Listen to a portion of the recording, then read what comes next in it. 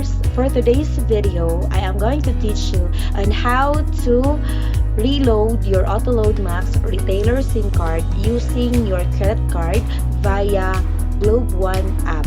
For those who are new to my channel, please do not forget to hit the subscribe button and click the notification bell so that you will be updated with my latest videos and more.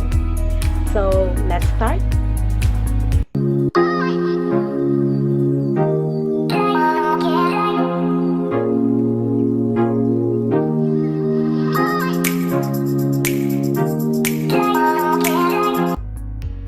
Hello viewers!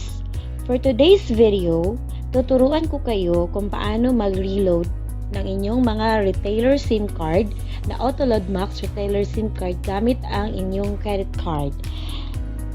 Dati kasi, dito sa aming tindahan, may agent kasi kami na naglo-load ng aming retailer SIM. Simula nung nagka-pandemic at in-introduce ng Globe ang application na Globe One app. Ito na application. Tinry ko na mag-load gamit ang aking credit card para sa aking retailer SIM card at naging okay naman siya. At nung naging successful siya, tinuloy-tuloy ko na hanggang sa hindi na ako nagpa-load sa aking agent at ako na mismo ang naglo-load ng aking load retailer SIM card gamit ang aking credit card. So, ayun na nga. Ito na.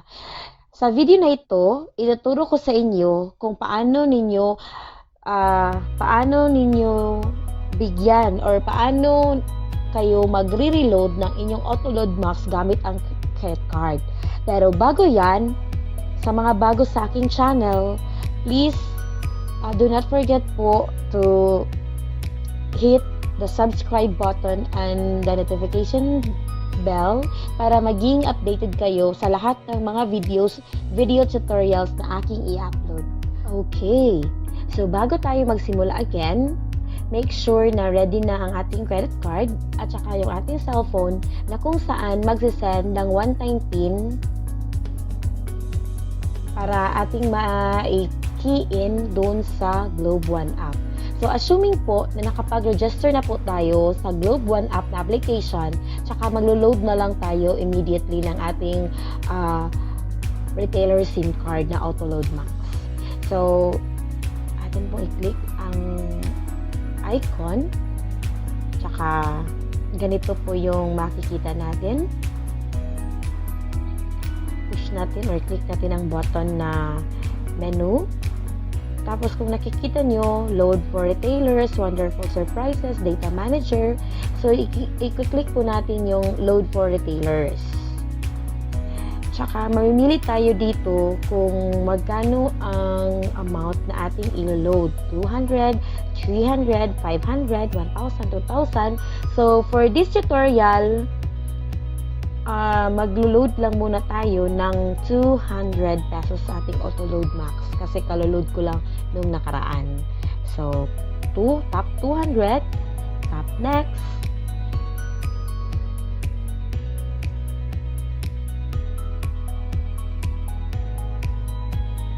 Wait for the process. Sobrang hina naman ng internet. So, antay-antay lang po tayo.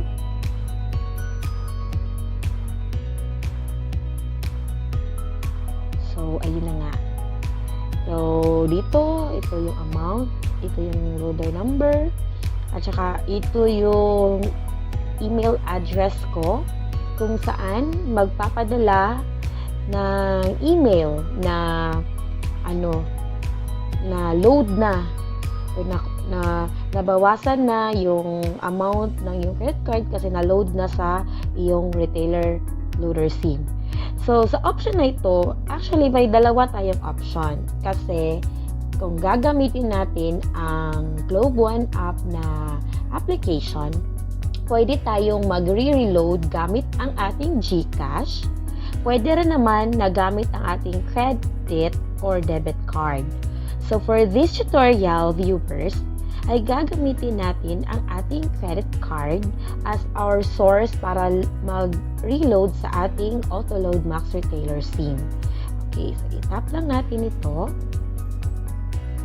Tap. At saka, confirm and next.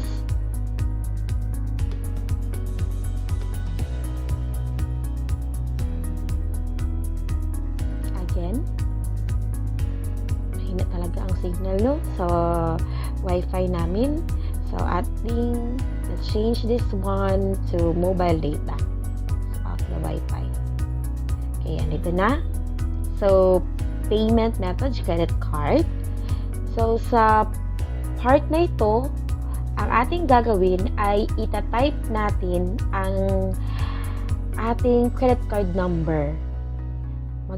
Ilan bang digits ang credit card number? 1, 2, 3, 4, 5, 6, 7, 8, 9, 10, 11, 12, 13, 14, 15. 16 digits na credit card number natin na nasa harapan ng ating credit card. Hindi ko na ita-type yung dalawang digits, no, for security purposes sa aking credit card.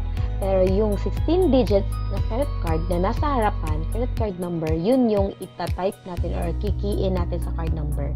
Tsaka dito, it's ang expiry date.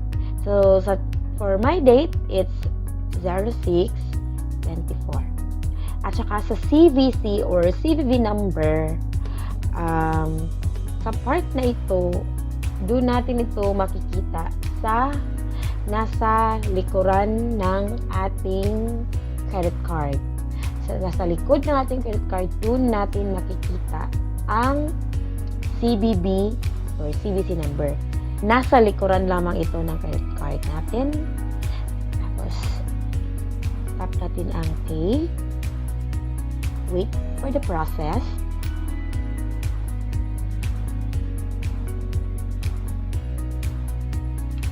Okay. So, sa part naman na ito ay since yung gamit kong credit card ay home credit, nakikita nyo naman, home credit, so ito yung gamit kong card. So, select authentication method. So, either by SMS or by email. So, pipiliin ko for this tutorial is by SMS. So, doon ito magsisend ng one-time PIN sa number ko na naka-register. Okay. So, ayun. Nag-text na ng one-time PIN. Type ang one-time PIN.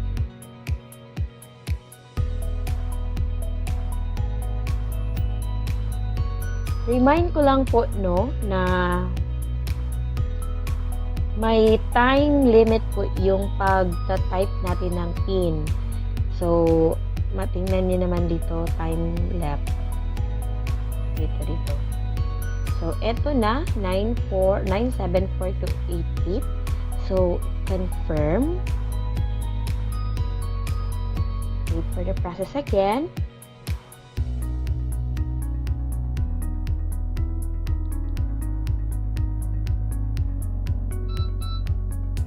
Ayun, nag-text na naman. So, ang iyong card ay ginamit noong. So, malalaman talaga natin na ginamit yung card natin, kung saan siya ginamit, magkano, at magkano na lang yung natip. So, kung makikita nyo, no, salamat sa pag-load. So, mag-load number ako dito, payment method, credit or debit card, yung amount, yung reference number, at saka nagpadala kami ng email. So, dun sa email, machi-check or makikita natin kung successful ba ang ating ginawang transaction, at saka dun sa ating retailer SIM, dun natin ma-receive yung confirmation message or na load na sa ating retailer SIM card yung amount from our credit card. So, let's go to the dashboard. Okay, so skip na lang. Okay, maraming salamat po. Maraming salamat po sa panunood ng video na to. I hope na nakatulong ito sa inyo, sa inyong loading business, para hindi na kayo umasa pa sa inyong agent at kayo na mismo ang mag-load sa inyong Autoload Max retailer SIM card. So hanggang ngayon, more than 1 year na po akong gumagamit ng or nagre-reload gamit ang aking credit card at so far okay naman po, smooth naman at yung transaction at wala naman po akong na-encounter na mga problem. So maraming salamat po. I hope po at wag po nating kalimutan na mag-subscribe sa aking YouTube channel. I-click lamang po natin ang subscribe at saka yung notification bell para maging updated po tayo sa aking mga videos. Maraming salamat po.